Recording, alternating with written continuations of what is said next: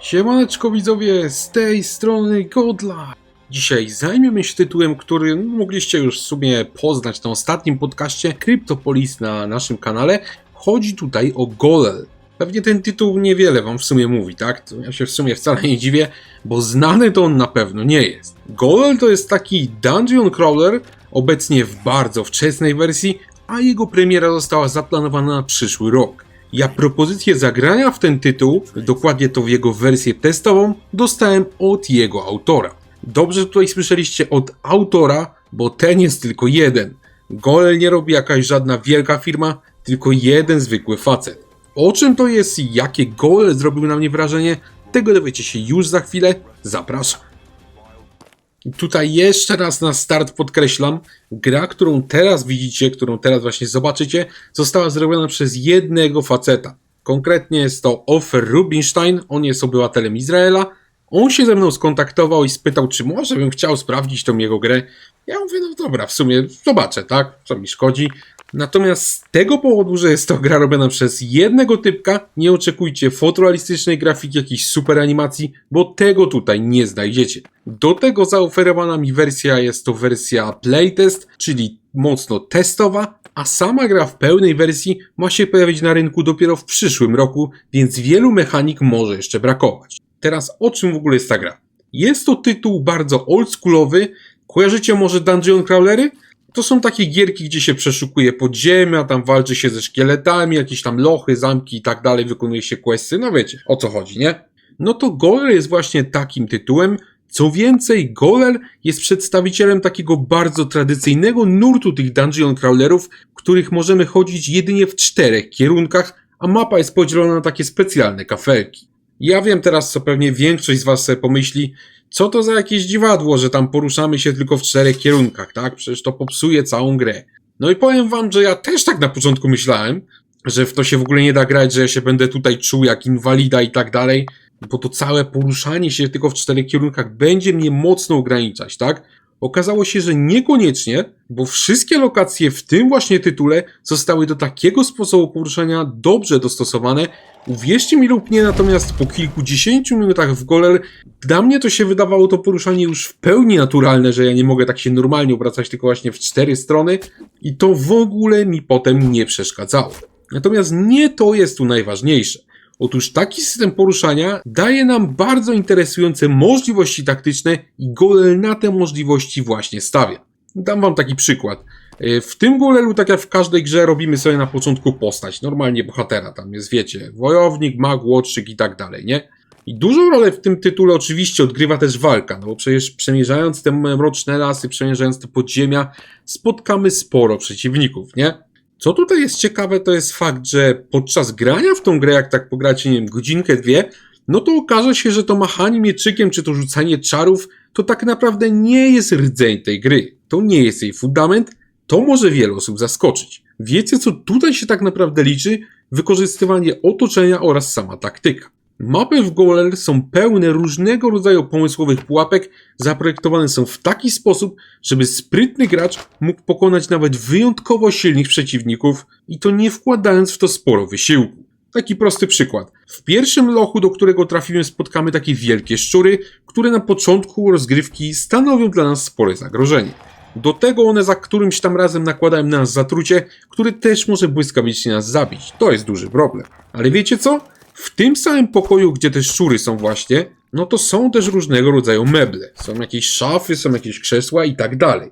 Szybko odkryjemy, że w tym tytule na przykład wspomnianą szafę możemy zrzucić temu szczurowi prosto na łeb, ogłuszając go, a kopiąc krzesło czy pakunek odrzucimy naszego wroga do przodu i wtedy możemy bezlitośnie go okładać. I tutaj nagle się okazuje, że ten sam szczur, który nas może zabić 4 razy pod rząd, jak nie uważamy, który on jest tak groźny na samym początku rozgrywki, został przez nas rozjechany jak szmata, bez utraty nawet 1 HP, bo spadająca na niego szafa go na tyle ogłuszyła, że mogliśmy go posiekać na plasterki bez konsekwencji, a to jest tylko jedna z możliwości. Cała ta gra jest wprost naszpikowana różnymi pomysłowymi pułapkami do wykorzystania przez gracza.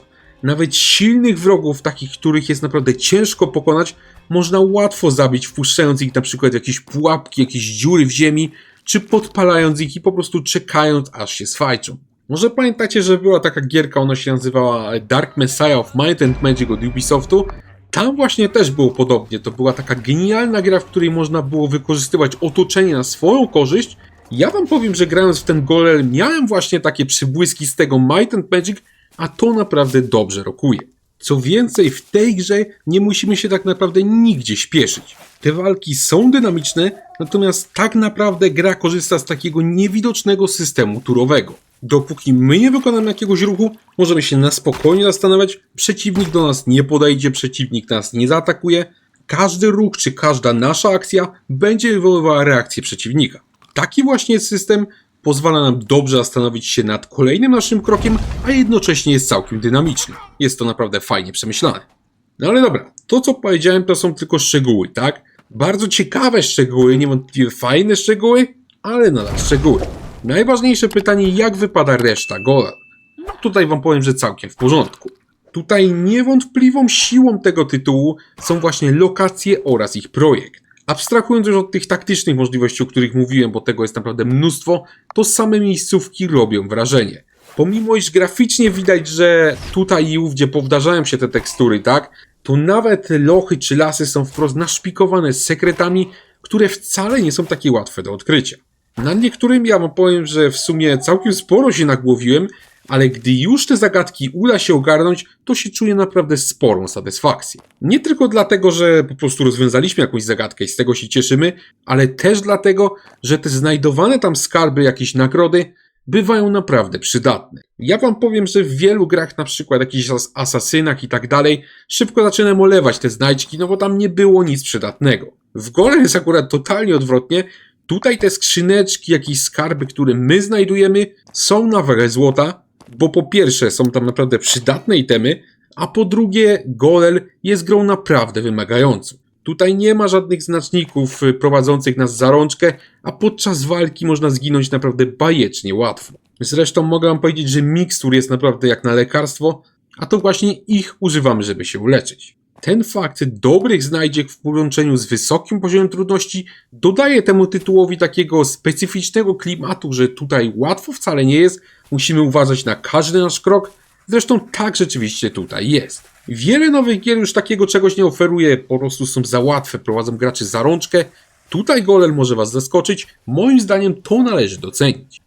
No i te rzeczy mi się w tej grze podobają, natomiast niewątpliwie mało na parę wad. Na razie nie wypowiem się za bardzo w kwestii fabuły, bo akurat tej fabuły po prostu na razie nie ma, tak? Wersja, którą ja ogrywałem, to jest playtest, także tam praktycznie fabuły na razie nie ma, jest tam jakiś jej zarys, dlatego skupię się na reszcie. Tutaj wam powiem, że największe zastrzeżenia mam co do samego interfejsu w tej grze, bo on jest naprawdę cholernie kiepski, oraz mam też po części zastrzeżenia do samej grafiki i wykonania technicznego. Także tutaj powiem krótko, interfejs w tej grze to jest jedna wielka padaka. On się jakoś kiepsko skaluje, czasem w ogóle mu się zdarza zawiesić, a po prostu jest na tyle nieintuicyjny, że miałem na początku nawet problem ze zrobieniem postaci. Także tutaj ja już to mówiłem, trzeba naprawdę mocno to poprawić, bo w wersji finalnej takiego czegoś już nie może być. Druga sprawa to jest grafika. Tutaj ja od razu mówię, że nie mam zamiaru krytykować Golem za jakość samej grafiki, tak? Skoro tą grę robi jedna osoba, no to ja nie wymagam cudów. Mi się wydaje, że ta gra wygląda nieźle, nawet jak na to robienie przez jedną osobę. To, do czego mam zastrzeżenia, to jest natomiast różnorodność samej grafiki. Wiele lokacji, tak jak mówiłem, ma podobne tekstury, chociaż widać, że tutaj autor się mocno przykłada, żeby one były unikalne pod względem gameplayowym, tak? Albo chociażby sekretów, to nadal jednak to uczucie déjà vu po prostu się ma. Przez to, że tekstura jest podobna. Podobnie jest z modelami, z teksturami na przykład potworów. One się zdarzają na tyle podobne, że można się pomylić i to trzeba też niewątpliwie poprawić. Teraz co z kwestią wykonania technicznego, a mówiąc potocznie po prostu z bugami. No tych było sporo, natomiast powiem wam, że no właśnie, było, tak? Tutaj muszę pochwalić autora gry, czyli pana Offera. Ja natknąłem się w tym tytule na sporo błędów, które mnie po prostu wkurzały, tak? Napisałem więc do niego maila, czy coś zamierza z tym zrobić, wypisałem mu te błędy. Okazało się, że on sobie to wziął do serca, te moje uwagi. Praktycznie wszystko, na co ja narzekałem, no to poprawił w kilka dni i potem wypuścił patcha. Drugą część gry właśnie dzięki temu udało mi się ukończyć znacznie przyjemniej, bo bez tych błędów. Także widać, że tutaj facetowi naprawdę zależy na tym tytule, bo spiął się w 3 dni, żeby to wszystko poprawić, także to się niewątpliwie ceni. Jakby wszyscy tak się przejmowali swoimi grami, no to nie mielibyśmy tyle zabugowanych gier na rynku. Dobrze, że ten chociaż o swoje gry dba. Ja łącznie w Golel w wersji Playtest spędziłem ponad 4 godziny i powiem wam, że ten tytuł naprawdę mnie wciągnął. Owszem, on wygląda kiepsko, interfejs jest w nim do dupy, tekstury często śmierdzą déjà vu, ale kurde, to jest naprawdę fajne. Jest to gra wymagająca, ona jest jednocześnie intrygująca i jest to taki tytuł, którego nie można odłożyć sobie gdzieś tam po godzinie, bo on szybko zaczyna wciągać. Nawet jeżeli jakiś stwór nas w tym tytule rozwali jak szmatę, a my tą grę wyłączymy, bo się wkurzymy, no to szybko złapiemy się na tym, że już za chwilę w czasie wolnym będziemy po prostu kombinować, jakby tu tego stwora rozwalić i jakby przejść dalej, żeby kontynuować przygodę. Myślę, że ten tytuł ma naprawdę spory potencjał i będę uważnie śledził dalsze losy tej gry, bo szczerze mówiąc chciałbym zagrać w pełną wersję. Ta ma zostać udostępniona w przyszłym roku, na razie na komputer, a później możliwe, że Golel trafi również na konsolę. Jeżeli wy chcielibyście zagrać w Golela, do czego oczywiście zachęcam, to na Steamie jest obecnie dostępne demo tej produkcji, które można wypróbować za darmo. Co więcej, poprawki, które ja zgłosiłem autorowi, dodał on również do wspomnianego już demka, także wasza rozgrywka będzie również pozbawiona tych bugów, na które ja przedtem natrafiłem. Ponadto autor twierdzi, że w pełnej wersji będziemy mogli także liczyć na tryb roguelike z losowo generowanymi podziemiami, a cała kampania w pełnej wersji ma być nawet na 30 godzin, także naprawdę sporo.